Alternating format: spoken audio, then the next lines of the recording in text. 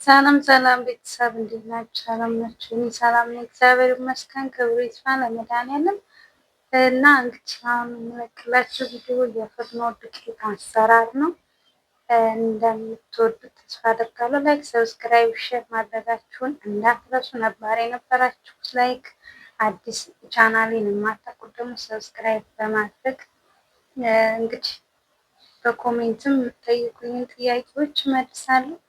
የምትፈልጉትን ነገር ያው የማቀርብላችሁ ይሆናል።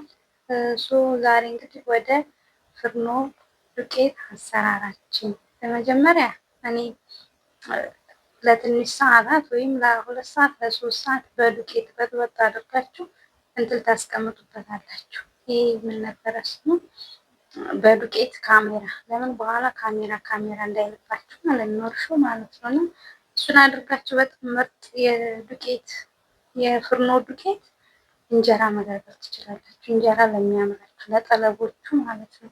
እና ተከታተሉ እና ቤተሰብ ዋው በዘወይ ወጡ ከተሰራ ከርሟልና እዚህ ጋር እንግዲህ ያው ላሳያችሁ ብዬ እኮ ነው ሁሉንም ነገር።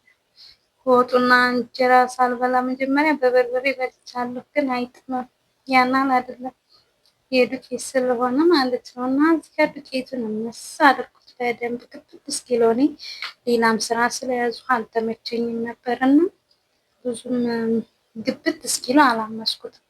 እና መብራታችን ደግሞ ያን ያህል አይደለም። ምን የሚሆን ዳመና ስለሆነ በየመስኮት የሚገባው ብርሃን የሆነ እንትን የማለት ባህሪ ያመጣል ማለት ነው። መስኮት ክፍት ምናምን ነው የምናደርገው ምግብ ሲሰራ። እና እዚህ ጋር እንግዲህ የምሳደርኩት ያው በአንድ እጅ ካሜራ ይዞ በአንድ እጅ ምሳት ኖረ። ተውኝ እንዴት ሆኜ ልንገራችሁ ቤተሰብ። ለማንኛውም እንደዛ አድርጌ እያባረዱ ነው። ግብት አላሉ ያን ያህል አልገባውም እና ማለት ነው። እናንተ ግን ገባ ማድረግ ትችላላችሁ። ሙቀየፍ ላይ አድርጌ ሳባርር አልደርስ ብሎኛል። ምግብ አልበላውም ባይዘው ይሄን እስኪደርስልኝ ድረስ እና ቁጥጥር እላለሁ። በነገራችን ላይ ይሄ እንትን ደግሞ አያሳርም ደስ የሚለው እና በከላጥ ነው የፈጨሁት። መቼም በእጅ ሳጎበጎብ አልገኝም ብዬ በከላጥ ፍጭት ታረኩት። በቃ እዛው ላይ ነው ኩፍ ያለው አልኳችሁ። ካሜራውን ደግሞ ከላይ ጣል። ያው እንደነገርኳችሁ እንደ እርሾ አርጋችሁ ማታ ብጥብጥ አርጋችሁ ተቃጨዱል። ኩፍ ካለ ወዲያ ማለት ነው አርጋችሁ ቢሆን በጣም ነበር የሚጣፍጠው እንጀራው። እና ይሄው እንግዲህ እንደዛ አድርጌ የተዋዋደልኝ ነው የሚመስለው። አያችሁት? ኩፍታው ቀጤፍ በሉት።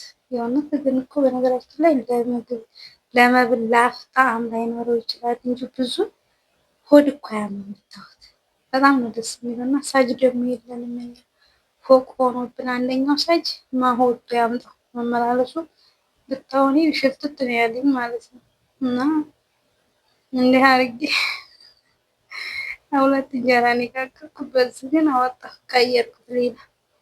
አረፋው በደንብ ስላልተንቸከቸከ ስለራበኝ 2 እንጀራ አውጥቼ በልቼ ልተወው ነበር። ከተሳስበው ሰዓቱ ምሽት በቃ ሰዓቱ ደግሞ በአሁኑ ሰዓት እንዴት እንደሚሄድ ታውቃላችሁ። እና እንደዚህ ይኸው አበባ መሰለ። በኋላ ላይ አረፋው ዋጥ እያደረጉ ሲሄድ በቃ አበባ መሰለ።